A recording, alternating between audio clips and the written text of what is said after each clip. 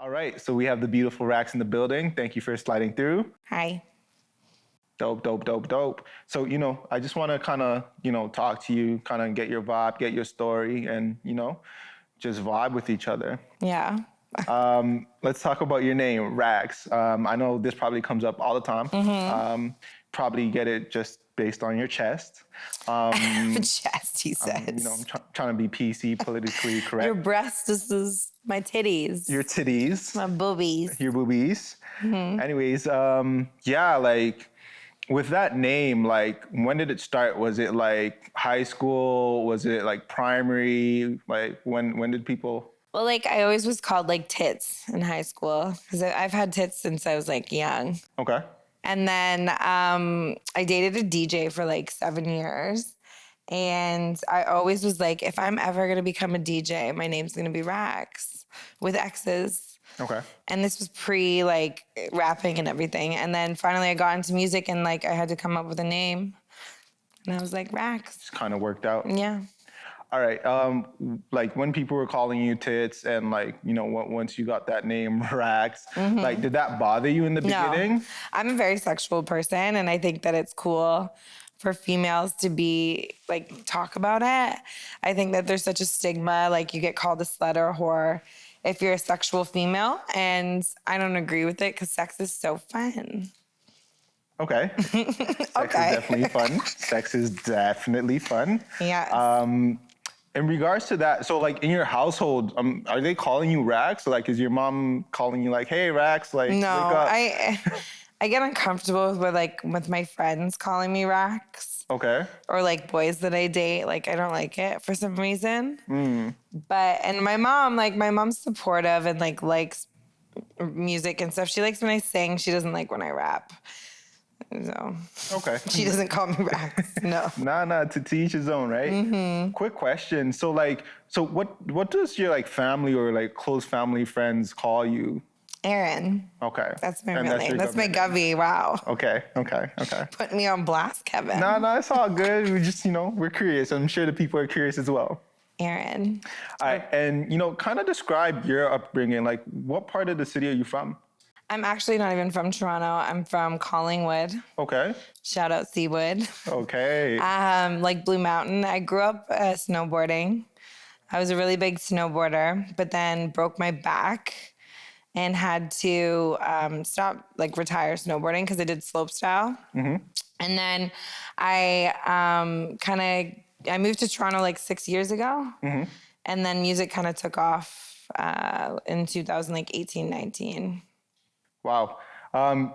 In regards to snowboarding, like, were you good or were you shit? Yeah, I was sick with it. I shred. Okay. We can go up to Blue Mountain. I'll show you. Okay. Can you snowboard? No, I'm shit. I'm not going to lie still. I'm not going to cap on camera still. John, can you snowboard? Sick.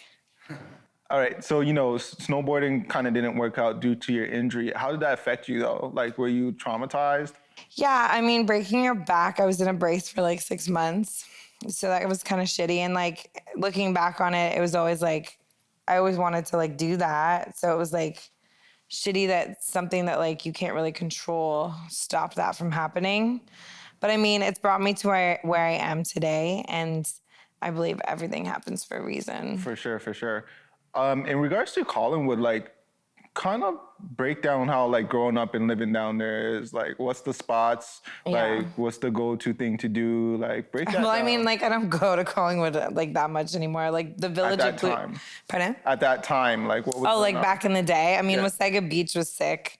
It was run by bikers, and like I grew up around bikers and like crazy people like that. So Wasaga Beach was always sick. A lot of good times there. I can imagine. In regards to like moving to Toronto, like that transition is not easy for anyone. Yeah. Like, did you move out here by yourself? Was it with family? No, I moved out here with an ex-boyfriend. Oh, wow. But no, nothing but respect for that guy. But like we moved out here together. He was a DJ. I was in the club scene. Excuse me. We came out here together. He was a DJ. I was in the club scene. and doing like photography and like stuff in the arts. And then we lived with each other for like a year. And I was like, and then we kind of grew apart. So then we split up, and then I got into film, and I've been doing like movies and TV and music videos and stuff like that. Dope, dope, dope. How did you get into film? So when I moved to Toronto, I was a photographer and like doing gallery shows and stuff. And actually with Just John, shout out Just John. And I was working in a club as well, and I met a producer there, and he's like, oh, like you do photography, and he's like, do you want to come shoot a music video with me? And I was like, yeah, totally. And I'd not been on a film set at all. And that was like 3 or 4 years ago. And it was a Brett Kessel country music video. Wow. And I walked on set and I was like, oh my God, like I love this. Like this is my thing. And I started doing music videos. So then I was working with like Director X and all those guys. I assistant directed a Wiz Khalifa music video. Oh, wow. And like did a bunch of music videos, and that kind of like sparked my interest, I guess, in music. For sure. And then, yeah. All right, so you're moving around, you're shaking, you're meeting people, you're doing your thing, right? How did the film kind of help you with like your music, like when you're directing your stuff, the treatment, like how does that help you in regards to that? It absolutely helps a lot because like I feel like I know crew members that can help me like shoot videos and stuff like that. And learning how to do it with other people, it helped me with my own stuff because I was able to know kind of like the foundation of what you are, like to make a music video, right? So that was kind of dope to have that like skill set moving into my music career, because I feel like lately I was super busy like during COVID or whatnot, like because I still was working. So I don't even remember what I was talking about. What were we talking about? So we were talking about like film and how like it kind of helps you in regards to like, your music and whatnot. Yeah, so like it definitely, the skill set like helps me move into it because like now I know what I'm doing, and like I can produce my own music videos and like produce a lot of things just because of what I've learned in film. Okay. Yeah. And like musically, like who are you inspired by? Like I know like I've looked into you a little bit, and I hear that like East Coast flow, the bars, Missy Elliott, Biggie, Nas, Eve. Fun fact, Nas Illmatic was the first CD I ever bought. Oh, wow. Yeah. Definitely like growing up, like I was a weird kid. Like I loved like Mobb Deep. I loved Nas. I like all that like East Coast, like Biggie was like all day. So they're like big influences. And like even with Toronto recently, like there's been a couple girls that have definitely influenced me and like really made me want to like do better.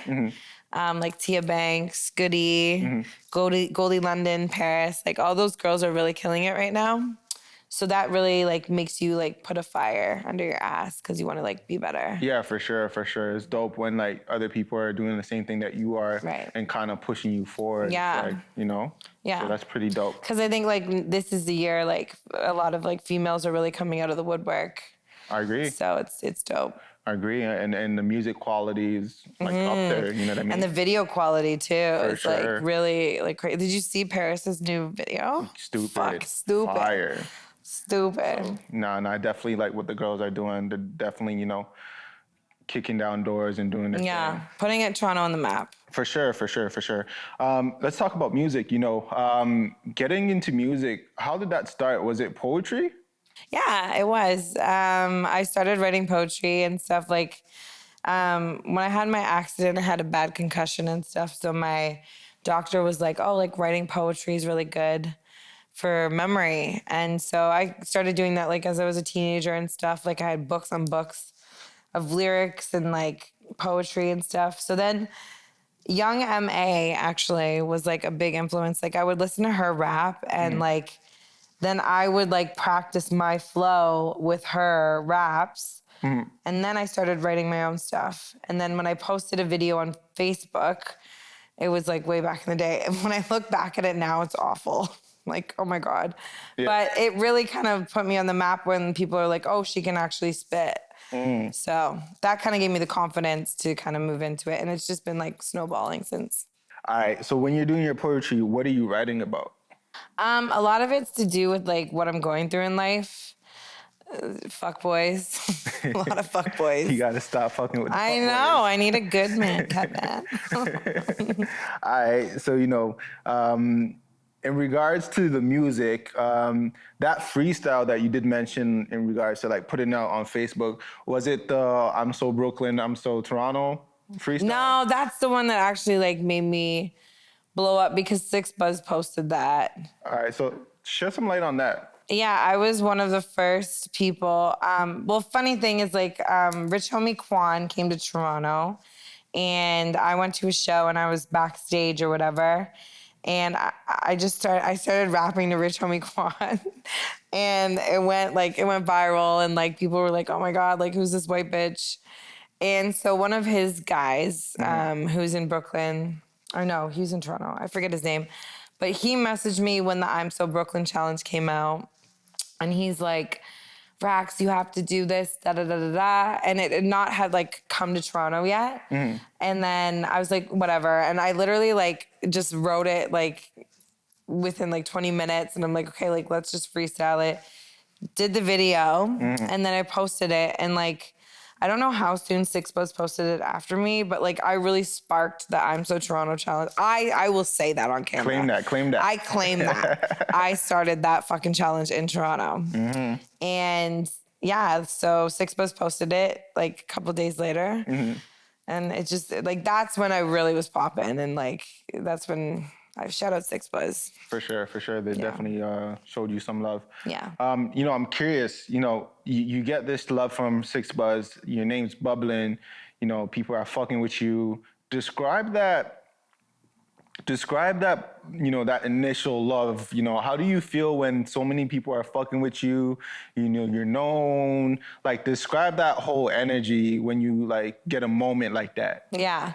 I mean, and that's the thing with like the music industry is like moments, right? Like, and I think that's when I had like for these past 2 years with COVID, like I really struggled because in 2019, 2020, like things were just going so well. And I was going to New York and LA and like things were really starting to pop off, having music, like interviews with music labels and stuff like that.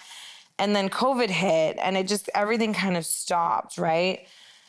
In some sense. I know that some artists that completely changed their career, but for me, it was like, it was so go, and then just stop.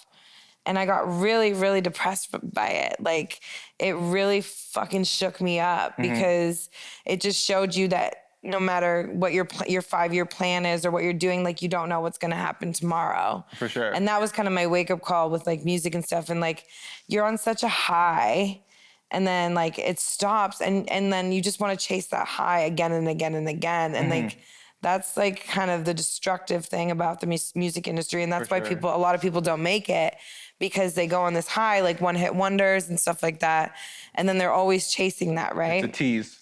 And when they don't get that in return, say the next release, it's really discouraging. And you're like, oh, like, do I want to still do this? And da-da-da-da-da. So it took me these past 2 years to kind of sit back and like really evaluate like what I wanted out of this. And now like my goal isn't like to be famous. Like I don't care about that. It's more about doing it for myself. And if it happens, it happens.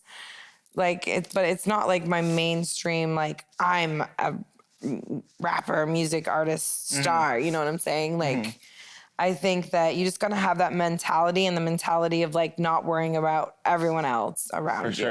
For sure. Cause that really fucks with people's heads. No, for sure. Like it's not something that everyone can handle, right? Yeah. You get a moment and it kind of fucks with you still. Yeah, and then you're always like chasing that. And then I think that's why there's a lot of like drug addicts and like addiction in this industry because people just get so down on themselves, especially if you release something and like you're expecting it and you work so hard on it and you expect it to just blow you up. Yeah. And then it doesn't happen and it just really fucks with your head. For sure, for sure. You're always chasing that rush. Yeah. You're trying to get that dopamine, you know what I mean? It's literally like a drug, this game. Yeah. But at the end of the day, you have to love the game for what it is, right? Right. The ups and the downs, right? Yeah. So I've definitely loved this industry. Like, there's things I hate about it. I hate the politics. I hate the favoritism of some people. Some people's journeys are a lot harder than others. But I can't complain because I do have a good support system and I have people that fuck with me and my fan base. For sure. Like, fucking shout out all you guys because you guys are like my number one. That's a fact. That's a fact. All right, so you did take like a minor break from the whole music situation. Yeah. I believe that was just due to the fact that, you know, you were in a relationship with a man. And With a fucking loser. We'll say that on camera. Keep it documented. Say that with bare chest. Stick it with your chest out. No, I have the tendency of liking fucking losers. All right, so let's stop on that point. Why do you feel like you keep fucking with like losers or the same type of guys? Like, you know what I mean? Well, I mean, I think I have daddy issues. Okay. My dad died when I was 8. Sorry to hear that. No, it's all good. But I think that I always look at people and I think I can fix them. Yeah. But with this last relationship, I realized that's not the case. And I will never do it again. And that's why I've been single like for a bit now. Yeah. So I've really found myself in that. Okay. So, and I mean, I'm ready, I think. So what was the hardest part in that relationship? Well, I mean, he was a hoodman.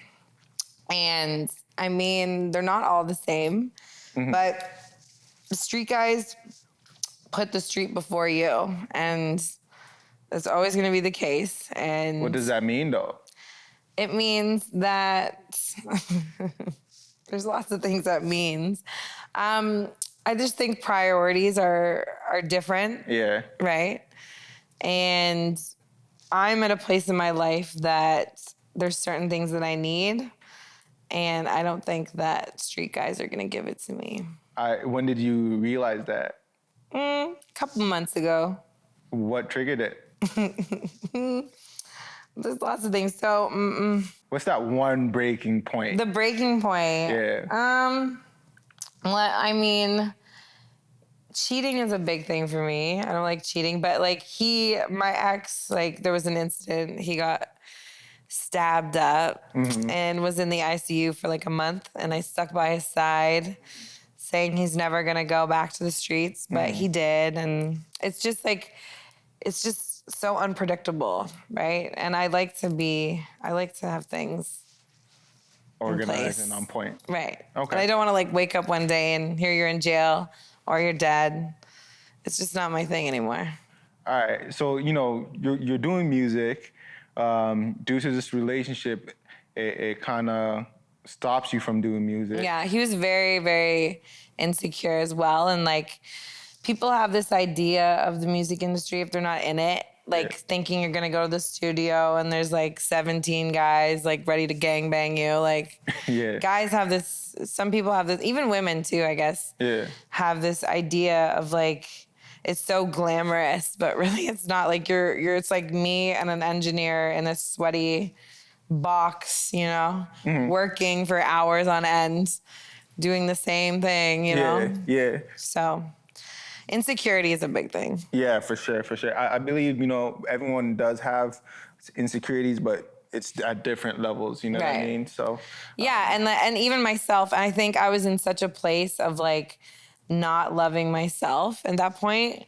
And you kind of give what you give out, or what's the saying, For sure. And I was in such a low place that I was just accepting low energy. Yeah. So now I'm definitely a lot happier with myself and where I am in life. Yeah. So I think that kind of stems with a relationship, like being ready for it, No, for sure. We kind of brushed over a very important topic. As a female in the music industry, what's some things that you deal with that kind of irks you? Like, working with men or working with producers. Yeah. Or, I'm assuming people try to hit on you and stuff like that. Yeah, So. I mean, it's so funny that you say that because that was like a question I saw today. I think Beats Beat Cave. They shared something about that topic today. And I really thought about it. And females just don't get taken seriously, especially in the rap game, because guys are just like, what does she know, you know? But like, a lot of us have done some, you know, questionable things, and we've been there. We've been in the trenches, right? And that's what we rap about and talk about in our songs. And yeah. All right. What was some of the things like going to, like, a lot of guys would be like, I want to work with you and da da da da da, and you're like, okay, like, dope, like, set up the studio time, da da da da, do that, and then they're like, oh no, like, I thought like I was gonna like come to my house, or like we'll go to your house or whatever. It's like, well, what kind of work are we gonna get done at one of our houses, you know? Yeah. So it's always like, that's always funny to me, like guys being like, I want to work with you, and then they're like, oh, like, let me just pull up to your house. It's like, no, you want to work me out, you know? But I don't know, like, you gotta kind of be smart with who you choose to fuck with, or work to with. who you want to fuck with. So how do you like handle those situations? Let's say, you know, a guy bumps into you. He's like, yo, let's work. And then he hits you with, oh, I thought you were supposed to come into the crib, or, oh, you know, give me your Addy, let me pull up. Well, when that happens, how do you maneuver that situation? Do you be like, no, and then it's awkward after? No, I'm not like a stuck-up bitch at all. Like, and I like to have fun and whatever. It depends if I'm feeling the guy. Maybe I will invite him over. Who knows? Yeah. But sometimes, like, it really depends on the situation. And I think sometimes, like, you kind of just curve it to the side. You're just like, like, da da da. Or you're just like, no, like, let's keep it professional. Like, you call them out on it. But luckily, like, I haven't, like, the people that I choose to work with or whatever, like, are pretty solid people. Pretty chill. And, like, if there isn't, it just kind of ghosts them, you know? All right. You know, in regards to like being a female rapper, you're also like a white, thick female rapper. So how do people treat you, and how do you, like, you know, deal with how people treat you? Like, describe that. I mean, I think it's so funny because, like, sometimes if you look at, you know, who's popular right now in Toronto, you look at and you compare and whatnot. And it took me a long time just to kind of get comfortable in my own skin with that.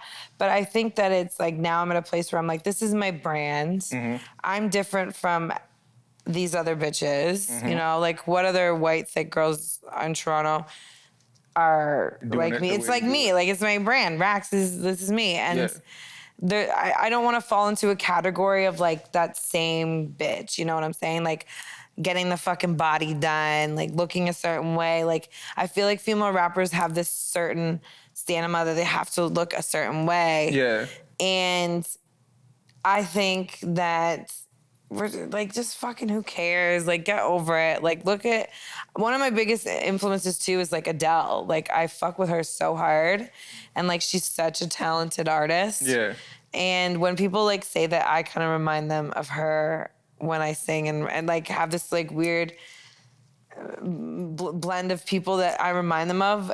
Like, I like that because it's like, no, it's like, I'm Raxx, you know? Yeah. So I like to be my own brand, and I think that I'm doing that. No. Your brand's definitely on point. I can Thank definitely tell you that. So, you know, in regards to your favorite part of the game, I have a feeling that your favorite part of the game is performing. Yes, it is. How'd you know? I just don't, like, you know, just doing my research and catching your You're vibe. a good researcher. Nah. I feel like performing is your thing. Why really is that? Yeah.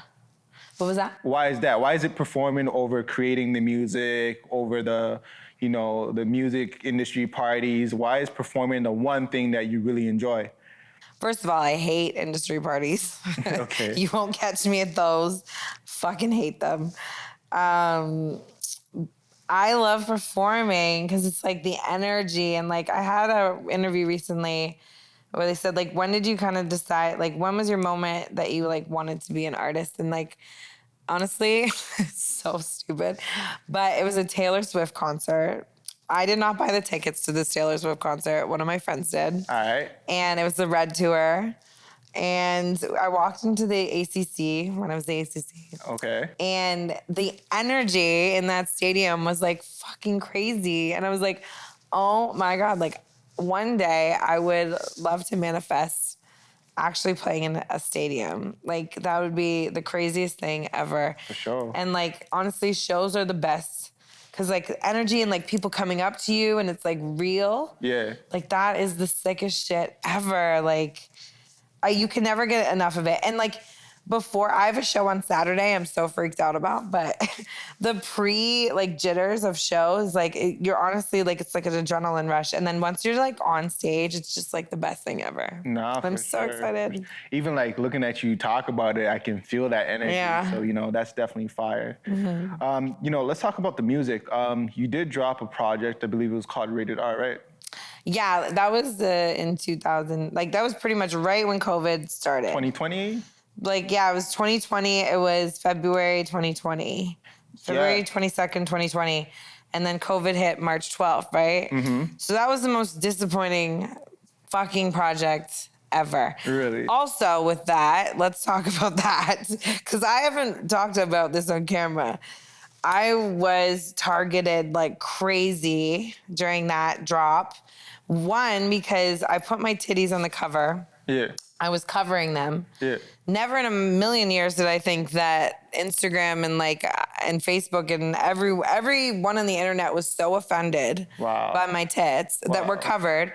Meanwhile, you see so many things on the internet, like way worse than that. Especially on Instagram. Yeah, I thought that I was being so smart, but no, that was wrong. I was a very, very wrong marketing move. Yeah. Because I was reported. My page got disabled for 2 months, right when I did my drop. Wow. It was a disaster. And I had beef with a girl in Toronto, and like she sent all her minions over to like start reporting my page. Yeah. It was just a shitty time. And then COVID hit. Yeah. And that's kind of why I was like, fuck music. I'm so done. And but then I couldn't get away from it. Like, I just loved it so much. And like my fans, like people were messaging me every day, like, when's new music dropping? When's it happening? Blah, blah, blah. For sure. Like I felt obligated that I couldn't leave. Like, cause that's it. Like when someone like someone tells you like you really like help them with like your music and like with Rated R, the project, a lot of that is like sappy bullshit. Okay. I don't know if you listened to it. It's about a guy that I fell in love with. Yeah. But it really helped a lot of people with like breakups and stuff like that. So for sure, yeah. I love that. That's dope.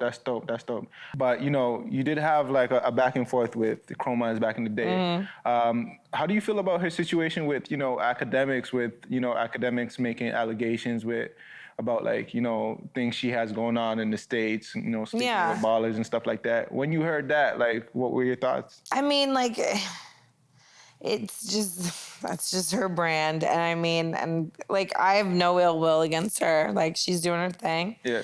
I think that she's kind of moved out. I mean, she dropped something recently, but she's moved out of music and kind of focusing on OnlyFans. And I mean, get that bag. Because like, if I could have an OnlyFans and not disappoint my mother, shout out, I would. But I could never do that to my family, For sure. They already hate me enough for posting my tits all over the place. Yeah. I should, though. I would make money. I mean, hey, to each Kevin. Hey, OnlyFans. Discount. We could do something after the interview. I'm on a diet. But, in regards to, like, the music industry, right now it's kind of a thing between clout chasing and the music. Yeah. So, which one do you put first? Like, is it the clout chasing? Is it the music? Like, which one do you lean? Silly question, Kevin. When do you think? I mean, clout is so. It's funny. I think it's funny. Is it necessary?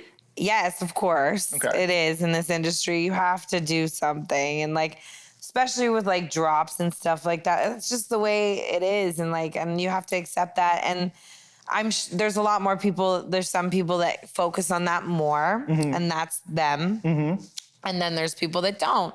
And I think for me, I really respect the people that don't. And you can see that. But the hardest thing is like nowadays is everyone has a phone. Everyone thinks they're famous. Yeah. It's so easy to, go viral now that it's just like, you just got to do it for fun, Unless like you have eat, sleep, breathe music like Justin Bieber or like, you know what I'm saying? People like that are molded and branded into this marketing thing. Yeah. Right? Yeah.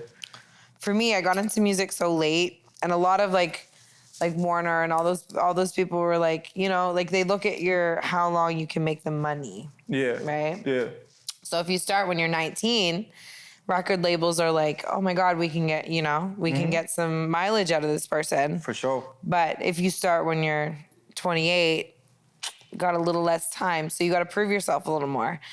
And yeah. I mean, I hear that, but like, there is examples of artists that got in late. 2 Chainz. We have Jay-Z.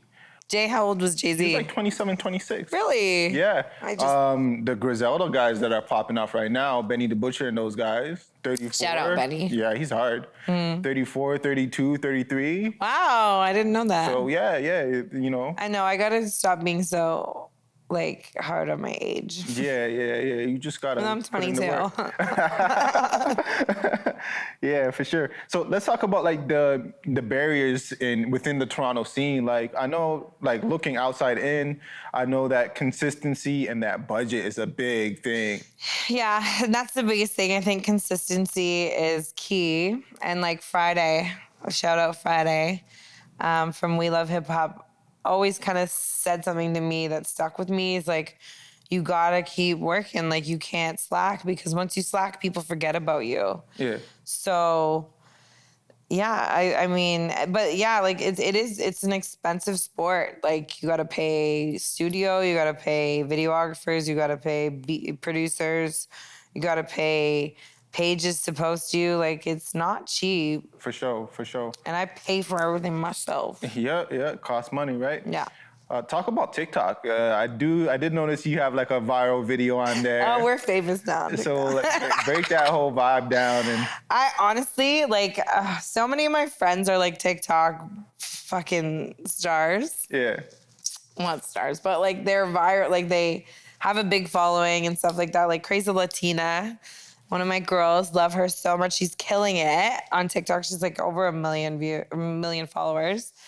Started doing, and I love like acting and stuff like that, working in film. Yeah. I just think that TikTok's such a good platform to like kind of express yourself, different from Instagram. Like I can kind of be myself more on TikTok, Yeah. And yeah, I had a viral video. No, that's dope. So yeah, like I really want to work on my TikTok to actually, hopefully this time next year, I will have over 10K followers. Amen. Manifest that. Facts. All right. So, let's wrap things up with, the legacy that you're trying to leave and what the people can expect, and then just shout out your socials so that, people can follow and kind of catch a vibe with you. I just want people to, like listen to my shit and like really, relate to it. And like, I just want to hope if I can change one person's life with a song, like that's enough for me. Like just kind of, I'm going to keep doing it until I can't do it anymore, And I just hope that we can expand the music scene in Toronto even more than it is now, because there's so much talent coming out of here. And I'm really excited to be a part of it. For sure. And what do you got for the people? Like any projects, any music? Yeah, I have an EP. Like I have so many songs that I'm just sitting on that like I'm kind of focused. I'm trying to figure out dates to release. Yeah. But I probably have a new single coming out for the summer. It's called Mind Your Business. Okay. And it's produced by Beat Busta. He's from Toronto. Shout out to Beat Busta. Yeah, and that's going to be a big one. So stay tuned for that one. We're going to shoot the video very soon. And I have a couple shows coming up. One this Saturday, but this is probably not out until then. I have one on the 27th of March. There's hopefully... I would love to tour more than anything. Yeah. So now that stuff's starting to open up again, hopefully do a US tour. was what we were planning on before. So yeah, I just want to Dope. keep All right. doing it. Dope. All right. Shout out your socials and then, Yeah. So my socials is Raxx, Raxx, official music. Same with TikTok, Raxx, everywhere, Raxx.